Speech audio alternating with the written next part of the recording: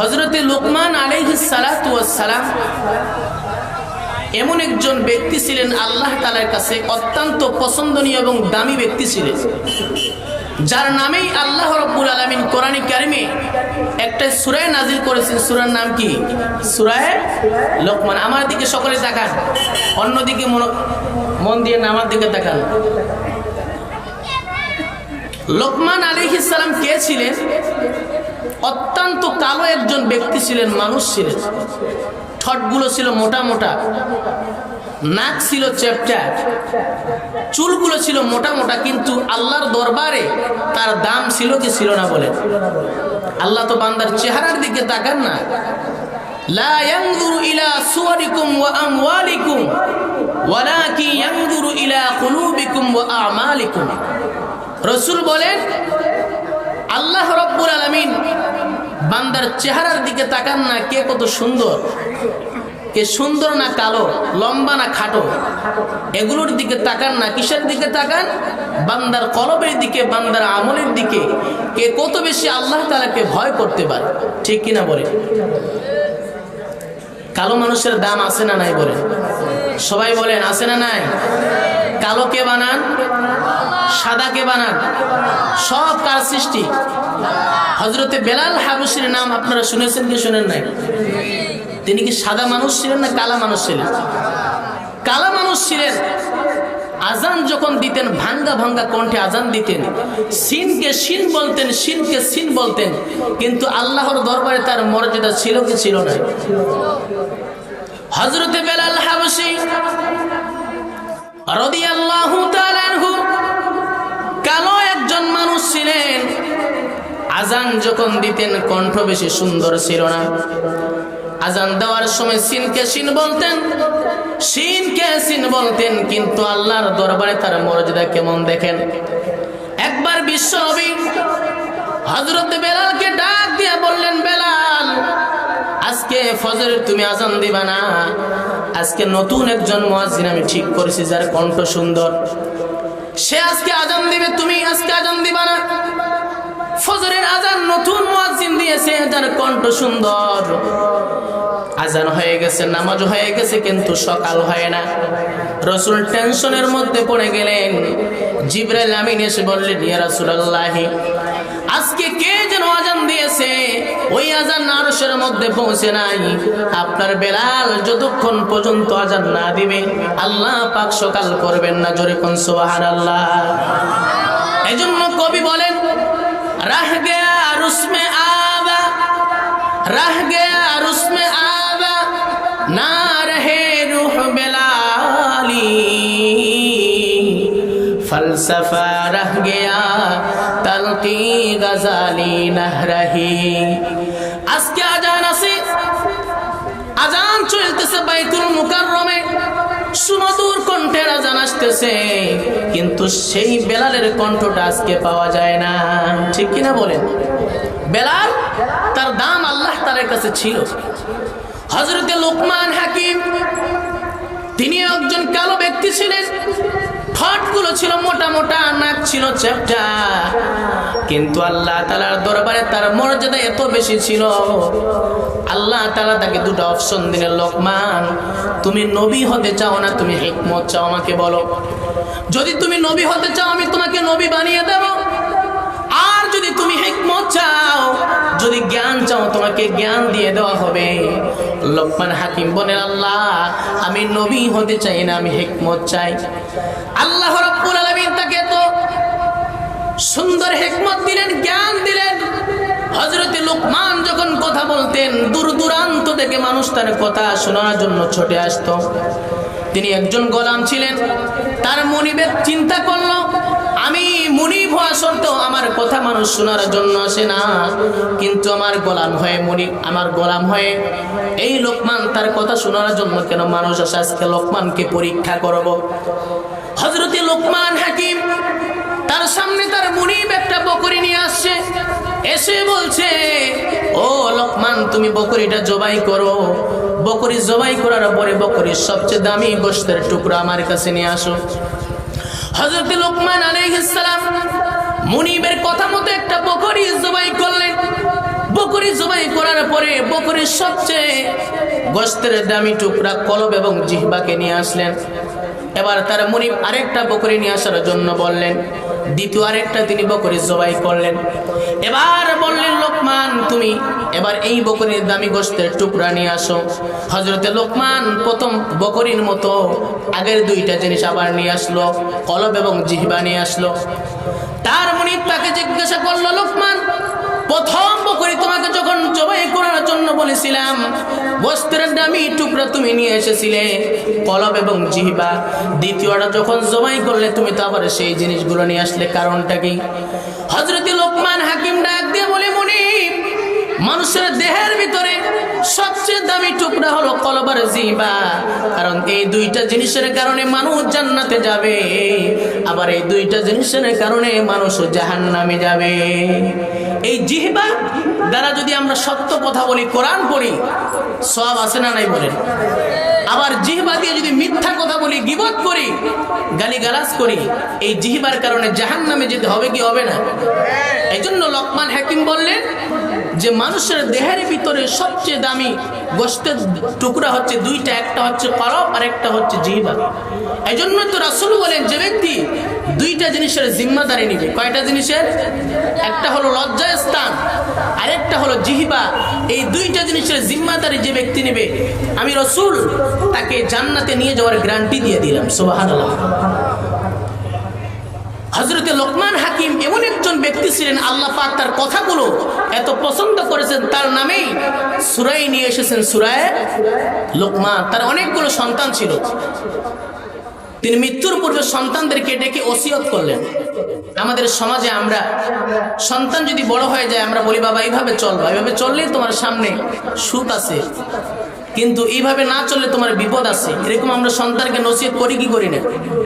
তো লোকমান হাকিম সমস্ত সন্তানদেরকে ডাক দিয়ে বললেন, ৭৬টা নসিহত করেছিলেন। কতটা নসিহত? আল্লাহ পাক তার কথাগুলো কোরআনে কারীমের মধ্যে রেকর্ড করে দিয়েছেন। জোরে কোন সুবহানাল্লাহ। হযরত লোকমান হাকিম তার সন্তানদেরকে কি কি নসিহত করেছিলেন, আল্লাহ রাব্বুল আলামিন কোরআনে কারীমের মধ্যে রেকর্ড করে দিয়েছেন। হযরত লোকমান তার সন্তানকে ১ নম্বর নসিহত করেছিলেন, ওয়া ইয ক্বালা লুকমানু লিবনিহি ওয়া হুয়া ইয়াইদুহু ইয়া বুনাইয়া লা তুশরিকি বিল্লাহ ইন্নাশ শিরকা লাযুলমুন আযীম। জোরে বলুন আল্লাহু আকবার।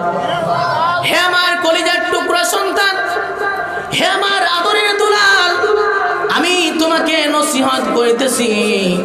১ নম্বর নসিহত হলো, তোমাকে আমি নসিহত করিতেছি, ১ নম্বর নসিহত হলো, তুমি আল্লাহর সঙ্গে কাউকে শিরিক করবা না।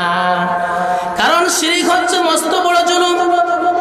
আল্লাহ রাব্বুল আলামিন বান্দার সকল গুনাহ মাফ করবেন, কিন্তু শিরকের গুনাহ কখনো মাফ করবেন না।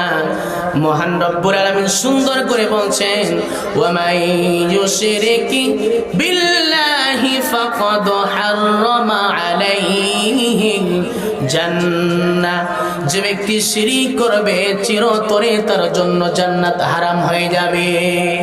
শিরিক করলে জান্নাত কি হবে? নামাজ পড়ে নাই, আল্লাহ পাক মাফ করতে পারেন। রোজা রাখে নাই, আল্লাহ পাক মাফ করতে পারেন। কিন্তু যে বান্দা শিরিক করবে, আল্লাহ পাক ওয়াদা করেছেন তাকে কখনো মাফ করবেন না। আল্লাহ রাব্বুল আলামিন বলেন, ইন্নাল্লাহা লা ইয়াগফিরু আন ইউশরাকা বিহি ওয়া ইয়াগফিরু মা দুনা যালিকা লিমান ইয়াশা। জোরে বলুন আল্লাহু আকবার। আল্লাহ রাব্বুল আলামিন ওয়াদা করেছেন বান্দার সকল গুনাহ মাফ করবেন, কিন্তু শিরকের গুনাহ কখনো মাফ করবেন না। শিরিক কাকে বলে? আল্লাহর সঙ্গে কাউকে শরীক করাকে শিরিক বলে। যেমন ইহুদিরা আল্লাহর সঙ্গে শিরিক করে, তারা বলে ঈসা হলো আল্লাহর ছেলে। নাউজুবিল্লাহ বলেন। ইহুদিরা কি বলে? ওয়াকালাতিল ইয়াহুদু উযাইরুন ইবনুল্লাহ ওয়াকালাতিন নাসারাল মাসীহু ইবনুল্লাহ যালিকা কাওলুহুম বিআফওয়াহিহিম ইউদাহিউনা কাওলাল্লাযীনা كفروا من قبل জোরে বলুন আল্লাহু আকবার ইহুদিরা বলে উযাইর হলো আল্লাহর ছেলে নাসারা বলে ঈসা হলো আল্লাহর ছেলে আমার আল্লাহর কোনো ছেলে মেয়ে আছে নাকি বলেন আল্লাহর কোনো ছেলে নাই আল্লাহর কোনো মেয়ে নাই আল্লাহ তার পরিচয়টা সূরা ইখলাসের মধ্যে সুন্দর করে দিয়েছেন যারা পারেন আমার সঙ্গে ঠোঁট মিলিয়ে পড়েন কুল হুয়াল্লাহু আহাদ আল্লাহুস সামাদ লাম ইয়ালিদ ওয়া লাম ইউলাদ ওয়া লাম ইয়াকুল লাহু কুফুয়ান আহাদ আল্লাহ কয়জন আমাদের প্রভু কয়জন আমাদের প্রভু এক নবীর উম্মত জীবন বিধানে ওই শিবানী কোরআন ঠিক না বেঠিক বলেন আমাদের প্রভু এক নবীর উম্মত জীবন বিধানে ওই শিবানী কোরআন তবে কেন কেন হে মুসলমান এক করিয়া আহ্বান বাইতুল্লাহ এক মদিনা শরীফ এক উহুদ পাহাড় এক বদরের মাঠ এক মরণ তো একটাই একটা তো জীবন আর মরণ তো একটাই একসাথে মিলে মিশে একটাই প্রাণ আমাদের প্রভু এক নবীর উম্মত জীবন বিধান এক ওই শিবানী কোরআন একটু চিৎকার দিয়ে বলেন মারহাবা আল্লাহর সঙ্গে শিরিক করা যাবে না কারণ আল্লাহ পাক বান্দার সকল গুনাহ maaf করবেন কিন্তু শিরকের গুনাহ maaf করবেন না আল্লাহর পয়গম্বর হযরতে মুসা আলাইহিস সালামের নাম শুনছেন কি শুনেন নাই বলেন আল্লাহর পয়গম্বর মুসা আলাইহিস সালাতু ওয়াস সালাম আল্লাহর সঙ্গে ডাইরেক্ট কথা বলতেন হযরতে মুসা আলাইহিস সালাম একদিন জঙ্গলার পাশ দিয়ে যাচ্ছেন জঙ্গলার পাশ দিয়ে হেঁটে হেঁটে যাচ্ছেন জঙ্গলার মধ্যে দেখলেন একটা পাথরের উপর একটা বুজুর্গ আল্লাহ আল্লাহ নাম জপতেছে সুবহানাল্লাহ বলেন মুসা পয়গম্বর বুজুর্গকে ডাক দিয়ে বললেন বুজুর্গ তুমি পাথরের উপরে বসে কত বছর ধরে তুমি ইবাদত করতেছো বুজুর্গ ডাক দিয়ে বলে আমি 400 বছর ধরে ইবাদত করি সুবহানাল্লাহ কত বছর ধরে আল্লাহর পয়গম্বর মুসা আলাইহিস সালাতু ওয়াস সালাম বুজুর্গকে ডাক দিয়ে বললেন বুজুর্গ 400 বছর ধরে ইবাদত করো তোমার রিজিকের ব্যবস্থা কে করেন বুজুর্গ ডাক দিয়ে বলে আল্লাহ পাক আসমান থেকে আমার রিজিক পাঠাইয়া দেন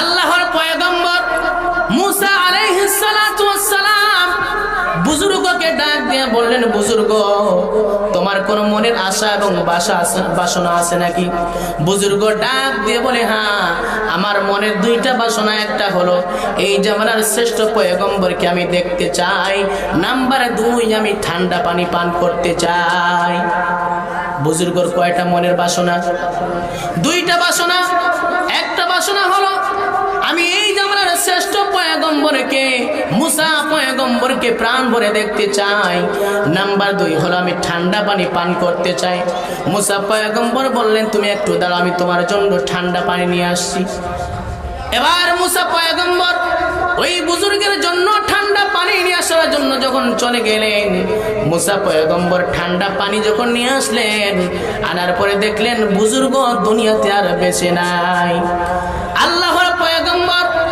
মুসা আলাইহিস সালাম বুজুর্গ আল্লাহ তাআলার কাছে সিজদায় পড়ে গেলেন ও মাওলাই কারীম এই লোকটা এই বুজুর্গ তোমার 400 বছর ধরে ইবাদত করেছিল আয় আল্লাহ সে দুইটা মনের আশা বাসনা করেছিল কেন তুমি পূরণ করনা রে আল্লাহ আল্লাহ রাব্বুল আলামিন মুসা পয়গম্বরকে ডাক দিয়ে বলেন মুসা বলো তো 400 বছর ধরে ওই বুজুর্গকে কে খাওয়াইছে মুসা পয়গম্বর বললেন আল্লাহ তুমি খাওয়াইছো আল্লাহ রাব্বুল আলামিন মুসা পয়গম্বর পয়গম্বরকে ডাক দিয়ে বলেন, পয়গম্বর, আমি যে আল্লাহ রাব্বুল আলামিন ওই বুজুর্গকে 400 বছর ধরে খাওয়াইছি, ওই আল্লাহ রাব্বুল আলামিন আমি তাকে কি এক গ্লাস পানি খাওয়াতে পারতাম না?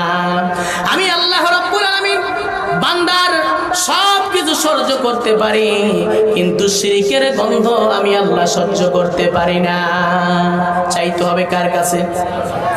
শিরিক করা যাবে না, আল্লাহর সঙ্গে শিরিক করা যাবে না, কোন বান্দার কাছে মাথা নত করা যাবে না।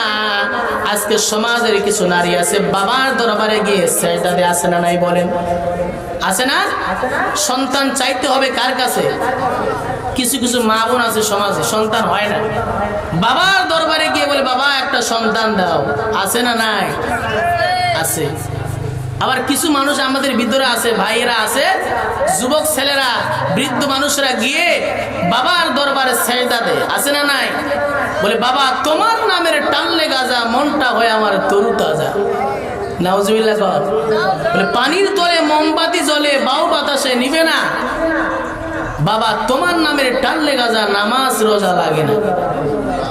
আরো জোরে বলেন নাউজুবিল্লাহ। এরকম মানুষ আছে না নাই? আবার গান গায়, কি গান গায়?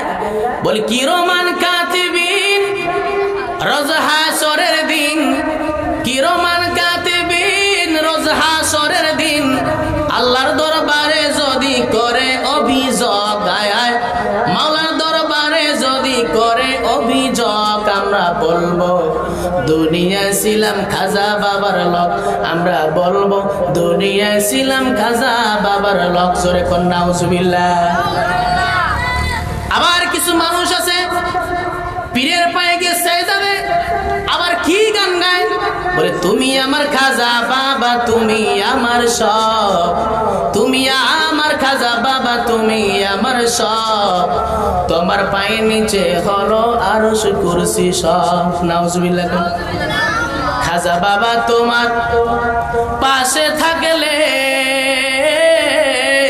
মনে হয় কাবা শরীফ আছে পাশে, তুমি আমার খাজা বাবা, তুমি আমার সব, তোমার পায়ের নিচে হলো আরশ কুরসি সব। আর জোরে বলেন। খাজার পায়ে যদি সেজদা কেউ দে, ঈমান থাকবে নাকি বলেন? মানুষ মানুষকে সেজদা দেওয়ার অনুমতি নাই, কারণ বিশ্ব নবী সাল্লাল্লাহু আলাইহি ওয়াসাল্লাম সাহাবায়ে কেরামদেরকে নিয়ে একদিন তিনি পাহাড়ি এলাকায় রওনা হলেন। পাহাড়িয়া উট এসে বিশ্ব নবীকে সেজদা করলো। সাহাবায়ে কেরাম বললেন, ইয়া রাসূলুল্লাহ, উটদের কত সৌভাগ্য, তারা আপনাকে সেজদা করলো, আপনি যদি আমাদের অনুমতি দেন আমরাও আপনাকে সেজদা করি। রাসূল বললেন, আমার সাহাবীরা, মানুষ মানুষকে সেজদা দেওয়ার অনুমতি নাই, যদি অনুমতি থাকতো সারা পৃথিবীর সমস্ত নারীদেরকে আমি আদেশ করতাম তারা যেন সকাল সন্ধ্যা তাদের স্বামীদেরকে সেজদা করে। স্বামীদের দাম আছে না নাই? আজকে সমাজে কিছু নারী পাওয়া যায়, আগে তো ছিল নারী নির্যাতন, এখন পুরুষ নির্যাতন হচ্ছে, ঠিক কিনা বলে? আজকে ঘরে ঘরে দেখবেন নারীর পাওয়ার এত বেশি দেওয়া হয়েছে বাংলাদেশে, কোনো কিছু হলে বলে কাছারিতে নিয়ে যাব, এরকম নারী আছে না নাই? স্বামীর উপরে কথা বলে বলে গোলামের বেটা, গোলাম বস এখানে, এরকম নারী আছে না নাই? মা বোনেরা আসছে তো নাকি? মা বোনেরা কিন্তু আমার বউ খুব খেপে যাচ্ছে, বলে হুজুর কোন হুজুরকে নিয়ে আসে?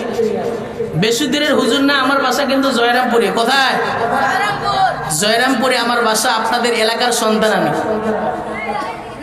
আমি আপনাদের এলাকার সন্তান। এখানে নাম দেওয়া আছে কোথায়? কুয়েতি মসজিদ। কুয়েতি মসজিদের আমি খতিব, সেখানে আমি থাকি এবং নিউটন মাদ্রাসায় শিক্ষকতা করি। আলহামদুলিল্লাহ বলেন। আপনাদের এলাকার সন্তান হয়ে কুয়েতি মসজিদ, দিনাজপুরের সুনামধন্য মসজিদ, কি মসজিদ না বলেন? যাকে এক নামে সবাই চিনে, ওই মসজিদে একজন খতিব সাহেব ছিলেন। গত বছর করোনায় আক্রান্ত হয়ে তিনি মারা গেছেন। আল্লাহ পাক তাকে জান্নাতের উঁচু মাকাম দান করুক, বলেন আমিন। 6 মাস ধরে ইন্টারভিউ হয়েছে। কয় মাস? 6 মাস ধরে ইন্টারভিউ হওয়ার পরে প্রায় 3টা ইন্টারভিউ আমি দিছি। আলহামদুলিল্লাহ আমার নাম সর্বপ্রথম ছিল। সুবহানাল্লাহ। আল্লাহ পাক আমাকে রিজিক রেখেছে, সেখানে আমি আসি এবং নিউটন মাদ্রাসায় শিক্ষকতা করি। বাংলাদেশের বিভিন্ন প্রান্তে আমি ওয়াজ করতে যাই। ভাইরা আমাকে দাওয়াত দিয়েছে, এই কারণে আসছি আমি। কালকে প্রোগ্রাম ছিল, পুলহাট রূপনে প্রোগ্রাম ছিল। আল্লাহ পাক যে সমস্ত কথাগুলো বলি আমি এবং শ্রোতাদের সকলকে আমল করার তৌফিক দান করুক, বলেন আমিন। ওয়াজ কি চলবে না শেষ করে দিব বলেন? তাহলে শিরিক করা যাবে? লোকমান তার সন্তানদেরকে 1 নম্বর নসিহত করেছিলেন, হে আমার কলিজার টুকরা সন্তান, তোমরা আল্লাহর সঙ্গে শিরিক করবা। কার নসিহত? লোকমান আলাইহিস সালাতু ওয়াস সালাম। সমাজের মধ্যে কিছু মা বোন আছে, বাবার দরবারে গিয়ে সেজদা দেয়, আবার বলে ল্যাংটা বাবার কাছে যায়। এই ল্যাংটা বাবা 7 মাস ধরে গোসল করে না, ওই গোসল করা পানি বোতলের মধ্যে নিয়ে আসে খায়, খেলে নাকি বাচ্চা হবে। কি এগুলো সমাজে আছে না নাই? আমাদের এদিকে কম, কিন্তু ঢাকার ওইদিকে বেশি। একটা ঘটনা আমি আপনাদের সামনে উপস্থাপন করতে চাই। সমাজের মধ্যে কিছু মহিলা আছে, দেখবেন বিয়ে হওয়ার অনেক বছর হয়ে গেছে কিন্তু বাচ্চা হয় না। আছে না নাই? বাচ্চা হয় না, সন্তান হয় না। চাইতে হবে কার কাছে? আল্লাহর কাছে চাইতে হবে, বাবার কাছে যাওয়া যাবে না। যা কিছু প্রয়োজন চাইতে হবে। এক মহিলা সন্তান হয় না, বিয়ে হওয়ার 20 বছর হয়ে গেছে, তবুও সন্তান হয় না। অনেক চিকিৎসা করেছে, তবুও সন্তান হয় না। ওই মহিলা মেলার মধ্যে চলে গেছে, গিয়ে দেখতেছে একজন হিন্দু সন্ন্যাসী সাহেব মানুষের হাত দেখে ভবিষ্যতের কথা বলে দিচ্ছে। মহিলা বলতেছে, হিন্দু সন্ন্যাসী সাহেব, আমি তো অনেক চিকিৎসা করলাম, পেটের মধ্যে সন্তান আবার আসে না, কি করলে আমার সন্তান আসবে? হিন্দু সন্ন্যাসী সাহেব ডাক দিয়ে বলে, শোনো, তুমি তো মুসলমানের সন্তান, তোমাকে একটা পদ্ধতি অবলম্বন করতে হবে। এই পদ্ধতিতে যদি তুমি কাজ করতে পারো, তোমার পেটের মধ্যে সন্তান আসবে। মহিলা বলছে, আপনি যা আজকে বলবেন তাই আমি মানবো, কারণ আমাকে পেটের মধ্যে সন্তান ধারণ করতেই হবে। হিন্দু সন্ন্যাসী ডাক দিয়ে বলে, শোনো মহিলা, তোমাদের মুসলমানদের ধর্মের যে কিতাব কোরআনে কারিম রয়েছে, কোরআনে কারিমের উপর বসে গোসল করতে পারলে তোমার পেটে সন্তান আসবে। মহিলা এই কথা শোনার পরে বাড়িতে চলে গেছে। বাড়িতে যাওয়ার পরে শাশুড়ি মাকে ডাক দিয়ে বলে, মা গো, আমার অনেক দিন ধরে সন্তান হয় না। আজকে হিন্দু সন্ন্যাসী সাহেব বলেছে আমাদের কোরআনে কারিমের উপর বসে গোসল করতে পারলে আমার সন্তান হবে। শাশুড়ি মা ছিল ধার্মিক, পরেশগার, মুত্তাকি। এই কথা শোনার পর বৌমাকে ডাক দিয়ে বলে, মা শোনো, কোরআনে কারিম মানুষের কোনো কিতাব নয়, আল্লাহর কিতাব। এই কিতাবের সঙ্গে যারা বেয়াদবি করেছে, আল্লাহ পাক তাদেরকে দৃষ্টান্তমূলক শাস্তি দিয়েছেন, তুমি কাজ করতে যেও না। এই কথা বলার পরে শাশুড়ি মা যখন বাড়ি থেকে বের হয়ে আসছে, আসার পরে কিছুক্ষণ পরে যখন আবার বাড়িতে ঢুকছে, ঢোকার পরে দেখে সেখানে তার বৌমা নেই। মনের মধ্যে সন্দেহ জাগলো, আমার বৌমা আমাকে বললো কোরআন শরীফের উপর বসে গোসল করতে পারলে তার সন্তান আসবে। বৌমা ওই কাজ করতে গেল নাকি, তাকের মধ্যে গিয়ে দেখে তাকের মধ্যে কোরআন নাই। খোঁজ করতে লাগলো সারা বাড়িতে, বৌমা নাই। দেখে গোসলখানার সিটকিনি লাগা। সন্ধ্যা আরো বেড়ে গেল। গোসলখানার দরজা ভাঙ্গার পরে দেখতেছে একদিকে কোরআন পড়ে আছে। কোরআনের সঙ্গে বেয়াদবি করার কারণে আল্লাহ পাক তার বৌমাকে শুকর বানিয়ে দিয়েছেন। জোরে কোন নাউজুবিল্লাহ। সন্তান দরকার হলে সন্তান চাইতে হবে কার কাছে? জোরে বলে আল্লাহর কাছে। 2 নম্বর, লোকমান আলাইহিস সালাম তার সন্তানকে নসিহত করলেন, ইয়া বুনাইয়া আকিমিস সালাতা ওয়া আমুর বিল মারুফি ওয়ানহা আনিল মুনকার ওয়াসবির আলা মা আসাবাক ইন্না যালিকা মিন আজমিল উমুর। জোরে বলুন আল্লাহু আকবার। হে আমার কলিজার টুকরা সন্তান, তুমি নামাজ কায়েম করবে। সময় যখন হয়ে যাবে তখন আগেকার ডিউটি করতে হবে। বলেন, আজকে সমাজের কিছু মানুষ আছে শুধু জুমার নামাজ পড়ে কিন্তু 5 ওয়াক্ত নামাজ পড়ে না। আছে না নাই? বলেন, কানে আজান শুনে তবুও আজানের ডাকে সাড়া দেয় না, এরকম মানুষ আছে না নাই? কানে আজান শুনিয়া কেমনে থাকো বসিয়া, কানে আজান শুনিয়া কেমনে থাকো ঘুমাইয়া, নামাজের লাগিয়া কি তোর মোটেও মায়া লাগে না? নামাজের লাগিয়া কি তোর মোটেও মায়া লাগে না? চিন্তা করে দেখো না কবরে কি যাইবা না, যেই কবরে আল্লাহ ছাড়া বন্ধু কেহ থাকবে না, চিন্তা করে দেখো না কবরে কি যাইবা না। ওহে মুমিন মুসলমান ছেড়েছো হাদিস কোরআন, ওহে মুমিন মুসলমান ছেড়েছো হাদিস কোরআন, আলেমদের কথা শুনেও কেন আমল করো না, আলেমদের কথা শুনেও কেন আমল করো না, চিন্তা করে দেখো না কবরে কি যাইবা না, যেই কবরে আল্লাহ ছাড়া বন্ধু কেহ থাকবে না, চিন্তা করে দেখো না কবরে কি যাইবা না। কবরে যাইতে হবে কি হবে না বলেন?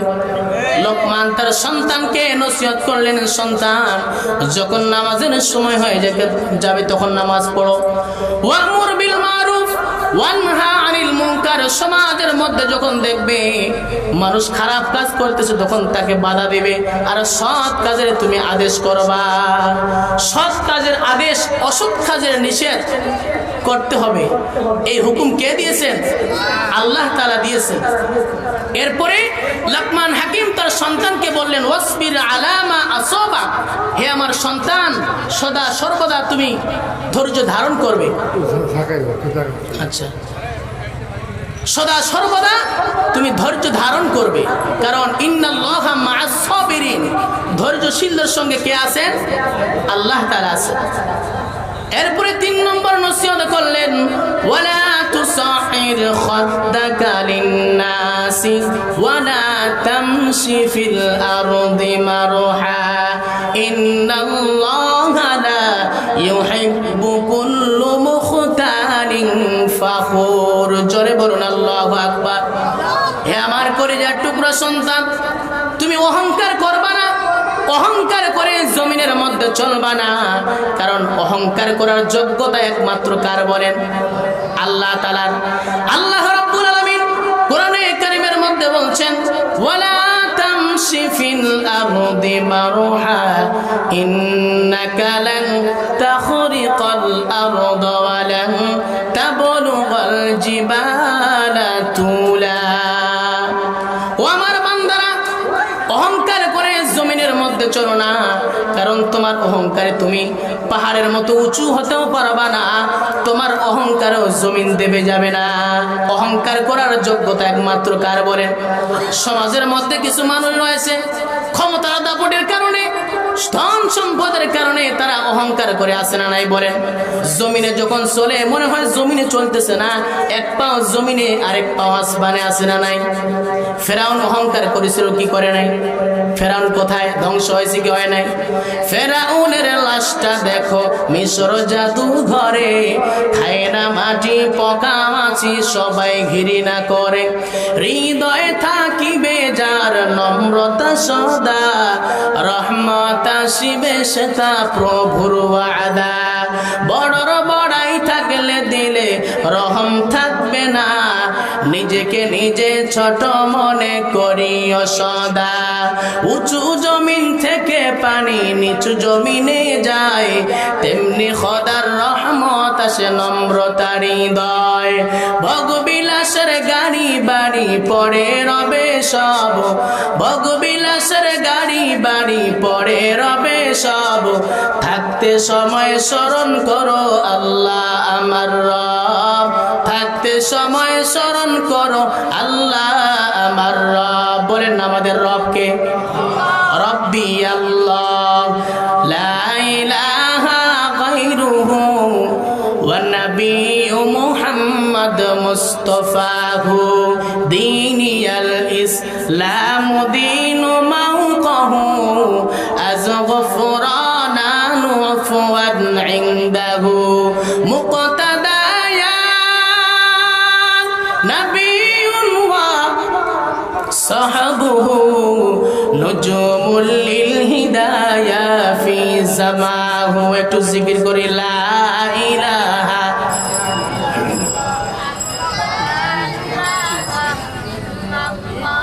লা ইলাহা। একটু সামনে আগে ভাই, একটু অনেক মানুষ দাঁড়িয়ে আছে, তাদেরকে শোনার জন্য একটু সুযোগ করে দেই মেহেরবানি করে, আল্লাহর রাস্তে একটু জিকির করতে করতে সামনে আসি। লা ইলাহা লা ইলাহা লা ইলাহা লা ইলাহা নবীজির গোলামের কোনো চিন্তা নাই নবীজির গোলামের কোনো চিন্তা নাই চলো নবীজির রওজাতে মদিনাতে যাই নবীর রওজা জিয়ারত করার কার কার আশা আছে দুহাত করে উঁচু করে দেখান আল্লাহ তুমি দেখো তোমার বান্দারা নবীর রওজা মুবারক জিয়ারত করার জন্য হাত তুলেছে আল্লাহ আল্লাহ তুমি সকল বান্দার হাতগুলোকে কবুল আর মঞ্জুর করে নাও বলেন আমিন নবীজির গোলামের কোনো চিন্তা নাই চলো নবীজির রওজাতে মদিনাতে যাই হাবিবে খোদা তিনি নবী কামলে ওয়ালা তাহারি আগমনে দুনিয়া উজালা হাবিবে খোদা তিনি নবী কামলে ওয়ালা তাহারি আগমনে দুনিয়া উজালা তাহারি সোয়াতে মন তাহারি সোয়াতে মন অশ্রু ঝরায় চলো নবীজির রওজাতে মদিনাতে যাই চলো নবীজির রওজাতে মদিনাতে যাই নবীজির গোলামের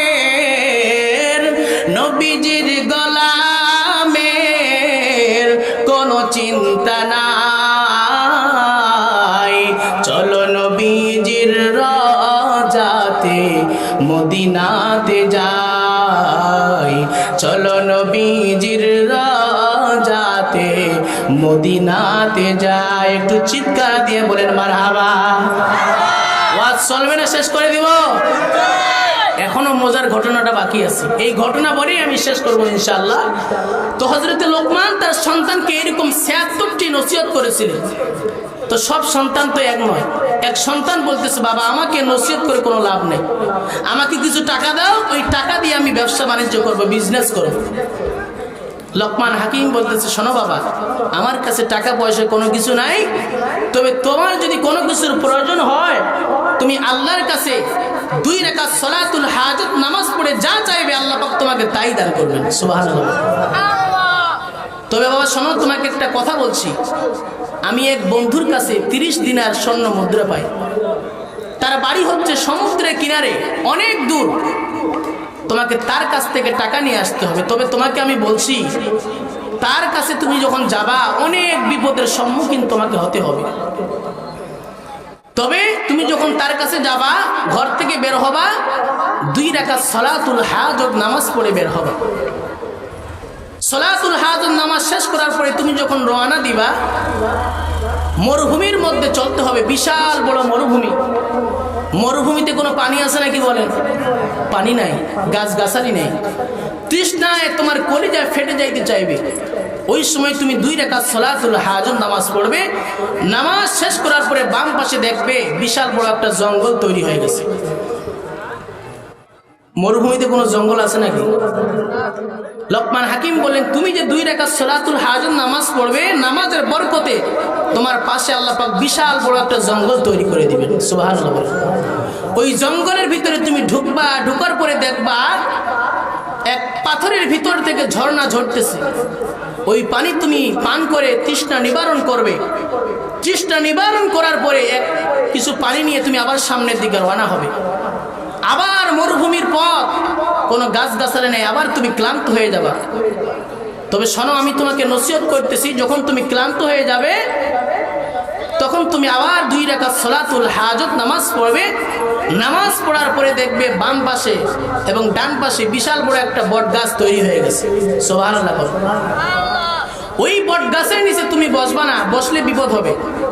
তবে আরেকটি কথা বলছি, ওই বট গাছের নিচে একজন মুরব্বী মানুষ থাকবে। এই মুরব্বী মানুষ যদি তোমাকে ডাকে, তোমাকে কিছু কথা বলে, তুমি তার কথা শুনবা এবং তার কাছ থেকে সদা সর্বদা পরামর্শ নেবে। এরপর সেখান থেকে তোমাকে একটা গ্রামে যাইতে হবে। ওই গ্রামে তুমি আমার পরিচয় দিবা যে আমি লোকমান হাকিমের ছেলে। যখন তুমি আমার পরিচয় দিবা, গ্রামের সমস্ত মানুষরা তোমাকে মহব্বত করবে, ভালোবাসবে, আপ্যায়ন করবে। কিন্তু ওই গ্রামে একটা সুন্দরী নারী আছে। ওই সুন্দরী মেয়ের দিকে তাকালে তুমি তার প্রতি আকৃষ্ট হয়ে যাবা। তবে খবরদার, ওই মেয়েকে তুমি বিয়ে করবা না। বিয়ে করলে কিন্তু বিপদ আছে। এরপরে তোমাকে সমুদ্রের কিনারে যাইতে হবে, যেখানে আমার বন্ধু বসবাস করে। আমার বন্ধু তোমাকে বলবে আজকে রাতটা তোমাকে থাকতে হবে, কিন্তু তুমি রাতে থাকবে না, থাকলেই তোমার বিপদ হবে। এই নসিহত কে কাকে করলেন? লোকমান হাকিম তার সন্তানকে করলেন। নসিহত যখন শেষ হয়ে গেল, লোকমান হাকিমের ছেলে টাকা আনার জন্য, স্বর্ণ মুদ্রা আনার জন্য বাড়িতে 2 রাকাত সালাতুল হাজত নামাজ পড়লেন। সালাতুল হাজত নামাজ শেষ হওয়ার পরে সফরে তিনি বের হলেন। সফরে যখন তিনি বের হলেন, বিশাল বড় মরুভূমির পথ, কোথাও পানি নেই, তৃষ্ণা লেগে গেল, কলিজা ফেটে যাচ্ছে। এমন সময়ে তার স্মরণ পড়ে গেল, আমার বাবা আমাকে বলেছে তৃষ্ণা লাগলে সালাতুল হাজত নামাজ পড়তে। তিনি তখন কি করলেন? লোকমান হাকিমের ছেলে বাবার কথা মতো 2 রাকাত সালাতুল হাজত নামাজ পড়লেন। নামাজ শেষ করে দেখে বাম পাশে নামাজের বরকতে আল্লাহ রাব্বুল আলামিন বিশাল বড় একটা জঙ্গল তৈরি করে দিয়েছেন।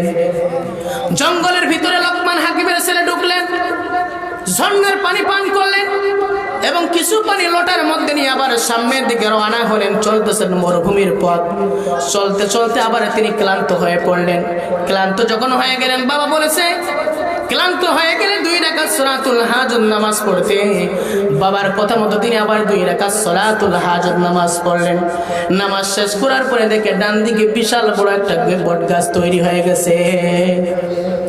লোকমান হাকিমের ছেলে তার স্মরণ পড়ে গেল, বাবা তো আমাকে এই গাছের নিচে বসতে নিষেধ করেছে, বসা যাবে না। এবার তিনি ছায়া এড়িয়ে যাচ্ছেন। ওই গাছের গোড়ার মধ্যে একজন মুরব্বী বসা ছিল। মুরব্বী ডাক দিয়ে বল, বাবা এদিকে আসো। লোকমান হাকিমের ছেলে বলতেছে, আঙ্কেল এখানে বসা যাবে না, বাবা নিষেধ করেছে। মুরব্বী ডাক দিয়ে বলতেছে, বাবা তোমার বাবা কি এই কথা বলে নাই? গাছের গোড়ার মধ্যে যদি কোনো মুরব্বী মানুষ বসা থাকে তার কথা তুমি শুনবা। বলে হ্যাঁ এই কথা বলেছে। বলে এদিকে আসো, তোমার কোনো বিপদ হবে না। মুরব্বীর কথা মতো লোকমান হাকিমের ছেলে গাছের গোড়ায় এসে যখন বসলেন, ক্লান্ত শরীর নিয়ে যখন বিশ্রাম নিলেন, ঘুমিয়ে পড়লেন। ঘুমন্ত অবস্থায় বিষাক্ত একটা সাপ তাকে এসে সবল মারলো, দংশন করলো, হুঁশ হারিয়ে ফেললো। এবার ওই মুরব্বী চিন্তা করলো, আমার কারণে ছেলেটা এখানে এসে বিপদে পড়ে গেল, আমি যদি পাশে না দাঁড়াই কেমন হয়। এবার ওই মুরব্বী কি করলো, ওই সাপটাকে ধরে লোকমান হাকিমের ছেলের গা থেকে, শরীর থেকে বিষটা বের করলো। বিষটা বের করার পরে সাপটা 2 টুকরা করলো। এক টুকরা তার ব্যাগের মধ্যে রেখে দিল, আর এক টুকরা তার সামনে রেখে দিল। লোকমান হাকিমের ছেলে যখন হুঁশ ফিরে পেল, হুঁশ ফিরার সঙ্গে সঙ্গে সাপ দেখে চিৎকার করে মারলো, চিৎকার করে উঠলো। এবার মুরব্বী বলতেছে, বাবা শোনো, বিপদ কেটে গেছে, তোমার আর বিপদ নাই। এবার তুমি 2 রাকাত সালাতুল হাজত নামাজ পড়ে নাও। এবার লোকমান হাকিমের ছেলে 2 রাকাত সালাতুল হাজত নামাজ পড়লেন। 2 রাকাত সালাতুল হাজত নামাজ পড়ার পরে মুরব্বীকে ডাক দিয়ে বললেন, আঙ্কেল বাবা আমাকে আসার সময় বলেছে আপনার কাছ থেকে সদা সর্বদা পরামর্শ নিতে। আমাকে বিশাল বড় সফর আছে, আমাকে সফরে যেতে হবে। আপনি যদি আমার সঙ্গী হন তাহলে আমার খুব ভালো হয়। মুরব্বী বলে, ঠিক আছে, তুমি যেহেতু বলতেছো তোমার সফর সঙ্গে আমি হলাম, ঠিক আছে সামনে চলো। লোকমান হাকিমের ছেলে মুরব্বীকে সাথে নিয়ে চলতেছেন। সামনে একটা বিশাল বড় গ্রাম যখন পেয়ে গেল, গ্রাম পাওয়ার পরে গ্রামের মধ্যে পরিচয় দিল, আমি লোকমান হাকিমের ছেলে। পরিচয় দেওয়ার সাথে সাথে গ্রামের সমস্ত মানুষরা তাকে মহব্বত করতে লাগলো, আপ্যায়ন করতে লাগলো। এক পর্যায়ে লোকমান হাকিম ওই গ্রামের সুন্দরী মেয়ের প্রতি তার দৃষ্টি পড়ে গেল, আকৃষ্ট হয়ে গেল। চিন্তা করলো যেমন করে হোক আমাকে বিয়ে করতে হবে, কিন্তু বাবা তো আমাকে বিয়ে করতে নিষেধ করেছে, আমি কি করব? বাবা তো আমাকে সদা সর্বদা আঙ্কেলের কাছ থেকে পরামর্শ নিতে বলেছে। এবার লোকমান হাকিমের ছেলে মুরব্বিকে ডাক দিয়ে বলে, আঙ্কেল বাবা তো আমাকে এই মেয়েকে বিয়ে করতে নিষেধ করেছে, কিন্তু আমার মনে তো চায় আমি তাকে বিয়ে করব, সুন্দরী মেয়ে থেকে ছাড়া যাবে না। এবার মুরব্বি ডাক দিয়ে বলে, বাবা শোনো, বিয়ে তো করবা, বিয়ের পূর্বে তুমি 2 রাকাত সালাতুল হাজত নামাজ পড়ে নাও, এরপরে বিয়ে করো। এরপর তোমাকে কি কি করতে হবে আমি তোমাকে সব শিখিয়ে দেবো, ইনশাআল্লাহ তোমার কিছুই হবে না। লোকমান হাকিমের ছেলে কি করলেন? ওই সুন্দরী নারীকে বিয়ে করলেন। বিয়ে করার পর এবার গ্রামের সমস্ত মানুষেরা লোকমান হাকিমের ছেলেকে এসে বলতেছে, লোকমান হাকিমের ছেলে তুমি যাকে বিয়ে করেছো এই মেয়েকে এর আগে 10 জন পুরুষ বিয়ে করেছিল, তারা কিন্তু বাসর রাতে মারা গেছে, আজকে তুমিও মারা যাবা। লোকমান হাকিমের ছেলে তো ভয় পেয়ে গেছে, কিরে আমি যেই মেয়েকে বিয়ে করেছি এই মেয়েকে পূর্বে 10 জন পুরুষ বিয়ে করেছিল, কিন্তু বাসর রাতে সবাই এক এক করে মারা গেছে, আজকে আমার পালা। ভয় পেয়ে গেছে। ভয় পেয়ে গিয়ে লোকমান হাকিমের ছেলে মুরব্বিকে বলতেছে, আঙ্কেল এরা কি বলে আমি নাকি আজকে মারা যাবো বাসর রাতে, যদি আমার মৃত্যু হয়ে যায় বাবার কাছে আমার মৃত্যুর সংবাদটা দিবেন। মুরব্বি ডাক দিয়ে বলে, শোনো বাবা, 10 জন মারা গেছে, তুমি মরবা না, আমি তোমাকে যা যা বলবো তুই তাই করবা। তুমি যখন বাসর ঘরে ঢুকবা, বাসর ঘরে ঢোকার পরে মেয়ে কিন্তু তোমার সঙ্গে মেলামেশা করার জন্য চেষ্টা করবে, কিন্তু খবরদার তুমি তার সঙ্গে মেলামেশা করবা না। তুমি মেয়েকে বলবা, একটা আমাকে বদনা দাও, আমি হাজত সেরে আসি, বদনা আমার কাছে নিয়ে আসবা, এরপরে কি কি করতে হবে আমি তোমাকে বলে দেব। লোকমান হাকিমের ছেলে বাসর ঘরে যখন ঢুকলেন, বাসর ঘরে ঢোকার পরে ওই মেয়ে যখন তার সঙ্গে মেলামেশা করার জন্য চেষ্টা করলো, লোকমান হাকিমের ছেলে বলতেছে, তুমি আমাকে একটা বদনা দাও, আমি প্রসাব করে আসি, এরপরে তোমার সঙ্গে মেলামেশা করব। ওই নারী যখন তাকে একটা বদনা দিল, বদনা বাইরে নিয়ে আসলো। বদনা আনার পরে বলতেছে, আঙ্কেল আপনি তো বদনা আনতে বলেছিলেন, নিয়ে আসি। এবার মুরব্বি বলতেছে, বদনা, এবার এই বদনাটা আবার তুমি ভিতরে নিয়ে যাও। ভিতরে নিয়ে গিয়ে আবার তোমার সঙ্গে ওই মেয়ে কিন্তু মেলামেশা করার জন্য চেষ্টা করবে, তুমি তাকে বলবে এই বদনার মধ্যে প্রসাব করতে, যতক্ষণ প্রসাব করবে না ততক্ষণ পর্যন্ত তুমি তার সঙ্গে মেলামেশা করবা না। এই কথা বলার পরে লোকমান হাকিমের ছেলে বদনা আবার ভিতরে নিয়ে যায়। মহিলাটা ওই নারীটা মেলামেশা করার জন্য চেষ্টা করে। লোকমান হাকিমের ছেলে মুরব্বির কথা মতো নারীকে ডাক দিয়ে বলে, শোনো, তোমার সঙ্গে আমি মেলামেশা করতে পারি, শর্ত হলো এই বদনার মধ্যে তোমাকে প্রসাব করতে হবে। ওই মেয়ে চিন্তা করতেছে, আমার স্বামী তো আজকে মারাই যাবে, কারণ 10 জন পুরুষ মারা গেছে, এও আজকে মারা যাবে, একটা যেহেতু আশা করেছে ঠিক আছে। ওই মহিলা যখন বদনার মধ্যে প্রসাব করেছে, প্রসাব করার পরে ঢাকনা দিয়েছে, ঢাকা দিয়েছে। ঢাকনা দেওয়ার পরে সকালবেলা যখন হয়ে গেছে, গ্রামের মানুষরা চিন্তা করতেছে 10 জন পুরুষ মারা গেছে, লোকমান হাকিমের ছেলে মানে আজকে মারা গেছে, লাশটা নিয়ে আসতে যায়। গ্রামের সমস্ত মানুষেরা যখন ঘরের ভিতরে ঢুকেছে, সকালবেলা গিয়ে দেখে লোকমান হাকিমের ছেলে নড়াচড়া করতেছে, জীবিত আছে। তারা ভয় পেয়ে গেছে, কিরে লোকমান হাকিমের ছেলে মরে কি ভূত হয়ে গেছে নাকি? লোকমান হাকিমের ছেলে বলতেছে, তুমি কেন বেঁচে আছো? বলে, আমি তো মরে না, আমি বেঁচে আছি। অনেকে বলতেছে লোকমান হাকিমের ছেলে তো হিকমত করে বেঁচে গেছে। এবার লোকমান হাকিমের ছেলে তার সাথে সফর সঙ্গী মুরব্বিকে ডাক দিয়ে বললেন, আঙ্কেল এর আগে 10 জন পুরুষ মারা গেছে বাসর রাত্রে, আমি কেন বললাম না, কারণটা কি বলতে হবে। এবারে মুরব্বি ডাক দিয়ে বলে, বাবা শোনো, আমি আগে থেকেই জানতাম এখানে একটা বিপদ হবে। শোনো বাবা, এই মহিলাকে 10 জন পুরুষ বিয়ে করেছিল, 10 জন মারা গেছে, কেন কারণ জানো? এই মহিলার পেটের মধ্যে 2টি বিষাক্ত সাপ ছিল, যখন তার সঙ্গে কেউ মেলামেশা করতো সঙ্গে সঙ্গে সবল মারতো আর মারা যেত। বাবা শোনো, তোমাকে আমি বদনাটা কি জন্য নিয়ে আসতে বলেছিলাম? ওই বদনার মধ্যে আমি একটা সাপ রেখেছিলাম, কাটা সাপ। কোন কাটা সাপ? ওই গাছের গোড়ায় যে সাপ তোমাকে কাপড় মেরেছিল, এক টুকরা আমি ব্যাগের মধ্যে রেখে দিয়েছিলাম। বদনাটা এই কারণে নিয়ে আসতে বলেছিলাম, বদনার মধ্যে আমি এক টুকরা সাপ দিয়েছিলাম। এবং ওই মহিলাকে, ওই নারীকে আমি এই বদনার মধ্যে কেন পোশাক করতে বলেছিলাম? তার পেটের ভিতরে যে দুইটা বিষাক্ত সাপ ছিল, যখন সে পেশাব করতে বসেছে, পেশাব করার সময় ভিতরের দুইটা সাপ যখন বদনার মধ্যে কাটা সাপটাকে দেখেছে, তারা দুইটা বের হয়ে আসছে। তুমি এরপরে তার সঙ্গে মেলামেশা করেছো, তুমি বেঁচে গেছো, মরো নাই। বুঝে আসছে তো কথা? লোকমান হাকিমের ছেলে এবার তাকে মুরব্বী বলল, শোনো বাবা, বিপদ থেকে বেঁচে গেছো, এবার তুমি 2 রাকাত সালাতুল হাজত নামাজ পড়ো। 2 রাকাত সালাতুল হাজত নামাজ পড়ে আবার ওই মুরব্বীকে নিয়ে চলতে শুরু করলেন। কোথায়? ওই বাবার বন্ধুর কাছে টাকা আনতে, সমুদ্রের কিনারে। সমুদ্রের কিনারায় যখন পৌঁছে গেলেন, ওই লোকমান হাকিমের বন্ধুকে তার ছেলে পরিচয় দিল, আঙ্কেল আমি আপনার বন্ধুর ছেলে, আমি লোকমান হাকিমের ছেলে। বাবা যে আপনার কাছে টাকা পায়, এই টাকাটা আমাকে দেন। বলে, বাবা তোমাকে টাকা দিতে পারি, শর্ত হলো আজকে রাতে থাকতে হবে। লোকমান হাকিমের ছেলের স্মরণ পড়ে গেল, বাবা তো আমাকে নিষেধ করেছে রাতে থাকতে, রাতে থাকলে আমার বিপদ হয়ে যাবে। এবার বলতেছে, আঙ্কেল আমি কি করব? বলতেছে, বাবা এতগুলো ঘটনা করলো সব এমনি এমনি, আসল উদ্দেশ্য তোমার টাকা নিয়ে আসার জন্য। ঠিক আছে, যেহেতু বলতেছে আজকে রাতে আমরা থাকবো।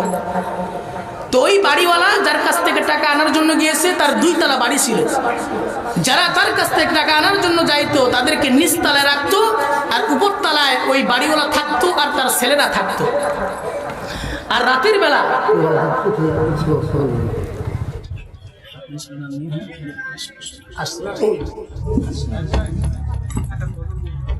আচ্ছা দিবে, সমস্যা নেই।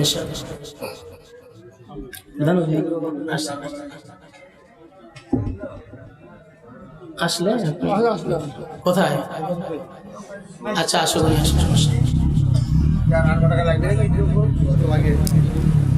লোকমান হাকিমের ছেলে। আচ্ছা উনি আসো, উনি আসো, বসাই দেন।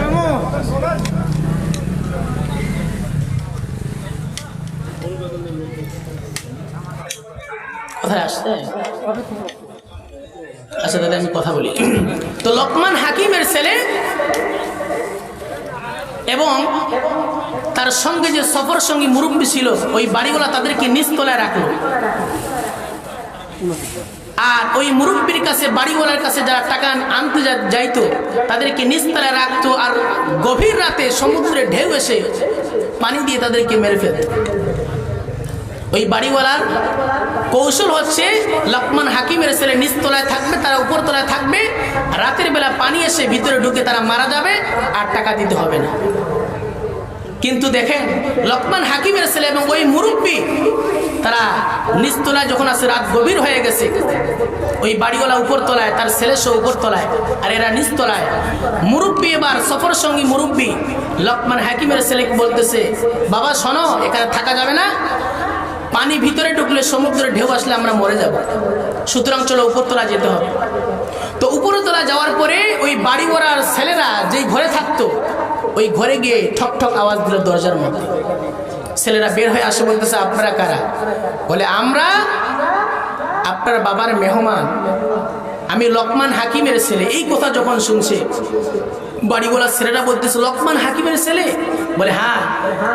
বলে আমাদের সৌভাগ্য আপনারা এসেছেন, আজকে আমাদের ঘরে আপনি থাকেন আর আমরা নিচতলায় যাই। তো বাড়িওয়ালার ছেলেরা যখন নিচতলায় গিয়েছে, যাওয়ার পরে রাতের বেলা সমুদ্রে ঢেউ এসে ওই বাড়িওয়ালার ছেলেরা মরে গেছে। সকালবেলা যখন হয়ে গেছে, বাড়িওয়ালা চিন্তা করতেছে ওই লোকমান হাকিমের ছেলে মনে হয় মারা গেছে, টাকা দিতে হবে না। দরজা খুলে দেখে তার ছেলে মরে আছে। দেখেন কৌশল করেছিল লোকমান হাকিমের ছেলেকে মারার জন্য, কিন্তু কৌশলের মধ্যে সে ধরা পড়লো কি পড়লো না? পড়ে গেল। এবার লোকমান হাকিমের ছেলে বলতেছে, শোনেন, এর আগে অনেক মানুষকে মরেছে।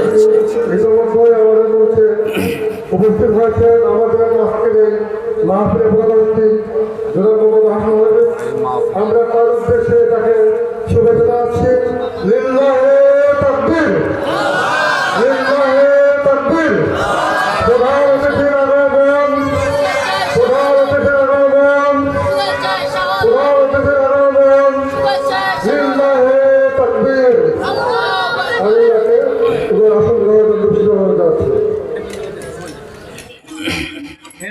সম্মানিত হাজিরিন, আর বেশিক্ষণ থাকবো না, অল্প কথা বলে শেষ করে দিব। ঘটনাটা শেষ করি আমি। তো হযরত লোকমান হাকিমের ছেলে বাড়িওয়ালাকে বলতেছে, আর কোনো চিটারি বাটপাড়ি চলবে না, টাকা নিতে আসছি, টাকা দিতে হবে।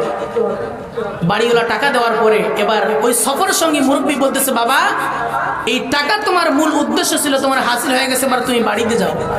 তবে শর্ত হলো আমি তোমার সঙ্গে থাকলাম সফরের মধ্যে, তোমাকে আমি অনেক বিপদ থেকে উদ্ধার করলাম, এবার তুমি আমাকে কত টাকা দিয়ে বলো। লোকমান হাকিমের ছেলে বলতেছে, আঙ্কেল আমার টাকা পয়সা দরকার নাই, যা ছিল আপনি সব নিয়ে নেন, আমি সুন্দরী বউ নিয়ে বাড়িতে যাব। মুরব্বী বলতেছে, বাবা শোনো, টাকা পয়সা আমার দরকার নাই, টাকাও নিয়ে দাও, তুমি তোমার সুন্দরী বউ নিয়ে যাও, তবে শোনো বাড়িতে যাওয়ার পরে তোমার বাবাকে আমার একটা সালাম দিবা। লোকমান হাকিমের ছেলে বলতেছে, আঙ্কেল এত দূর আমার সঙ্গে আপনি সফরে ছিলেন, কিন্তু আপনার পরিচয়টা তো আমি জানতে পারলাম না, আপনি কে?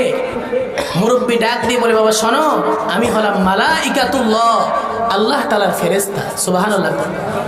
তুমি যে ওই বাড়ি থেকে বের হওয়ার সময় 2 রাকাত সালাতুল হাজত নামাজ পড়েছিলে, ওই সালাতুল হাজত নামাজ পড়ার কারণে আল্লাহ রাব্বুল আলামিন তোমার হেফাজতকারী হিসাবে এই সফরে আমাকে পাঠিয়ে দিয়েছিলেন। জোরে বলুন সুবহানাল্লাহ। এই জন্য কখনো যখন সফরে বের হবেন 2 রাকাত সালাতুল হাজত নামাজ পড়বেন, ইনশাআল্লাহ কোনো ব্যক্তি, কোনো মানুষ, কোনো শয়তান আপনার ক্ষতি করতে পারবে না। সালাতুল হাজত নামাজ পড়বো তো, আর চাইতে হবে কার কাছে? মা বোনেরা আসছে তো নাকি? মা বোনদের কিছু কথা বলার দরকার আছে না নাই?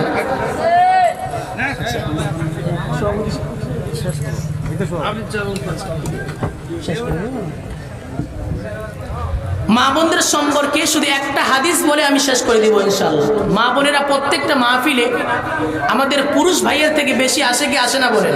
আসে। আমি আসার সময় দেখলাম অনেক মা বোন আসছে, অনেক কষ্ট করে আসছে, তাদের যদি আমরা ফজিলত না বলি তাহলে তো মাহরুম হয়ে যাবে।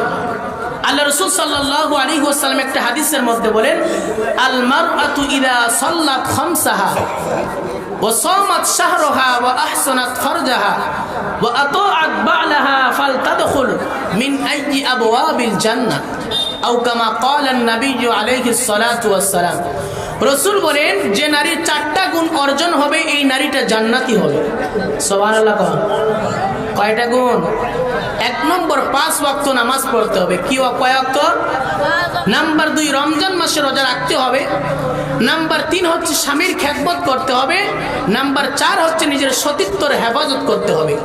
এই 4টা গুণ যে নারীর অর্জন হবে সেই নারীটা জান্নাতুল ফেরদাউসে পৌঁছে যাবে। সুবহানাল্লাহ। কিন্তু বর্তমান সমাজে নারীরা কি জোহরের নামাজ আসরের সময়, আসরের নামাজ মাগরিবের সময়, ঠিক কিনা বলেন? নামাজের সময় হয়ে গেছে, স্টার জলসা, স্টার প্লাস নিয়ে ব্যস্ত। এরকম নারী আমাদের সমাজে আছে না?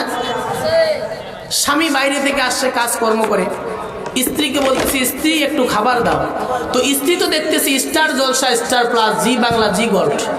স্ত্রী বলতেছে ওইখানেই আছে, তুলে খাও। আছে না নাই? সন্তান স্কুল থেকে এসে বলতেছে মা একটু খাবার দাও, তো মা তো দেখতেছে স্টার জলসা, স্টার প্লাস, মা বলছে ওইখানে আছে, তুলে খাও। এরকম নারী সমাজে আছে না নাই? ওদের স্বামী, সংসার, নামাজ রোজা কিচ্ছু লাগে না, স্টার জলসা, স্টার প্লাস দিলেই খুশি, ঠিক না বেটি? নামাজ রোজা ছাড়তে পারে ওরা, নামাজ রোজা ছাড়তে পারে ওরা, স্বামী সংসার ছাড়তে পারে ওরা, ছাড়বে না হিন্দি সিরিয়াল, ছাড়বে না পাখি সিরিয়াল, স্টার জলসা কিরণ মালা বাদাইছে গোলমাল, ঠিক না বেঠিক? কাজের মেয়ে মর্জি না খায়, হিন্দি ছবির পাগল সাও, পাশের বাড়ির মদন রে কয় তুমসে প্যার করতি হো। কাজের মেয়েরা আবার হিন্দি গান গায়, আছে না নাই বলে?